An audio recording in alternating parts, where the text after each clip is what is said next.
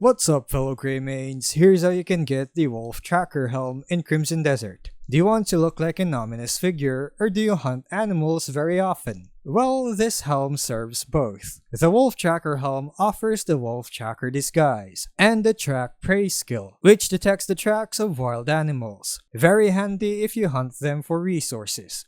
You'll find this mask on the northeast of Hernand, on the southern Payloon territory. The waypoint aligns vertically with the letter I of Payloon. If you zoom in, it's directly at the end of this path to the right of the Sage's Peak. When you get there, expect some company. You might need to clear the area first. When the coast is clear, get behind the ruined cabin and you'll find the entrance. Inside the building, on a broken bed, is the helm. Take it, and you've got yourself some edgelord mask. And that's all of it. If you found this video helpful, don't forget to like and subscribe for more Crimson Desert guides. Thanks for tuning in, and I'll see you in the next video.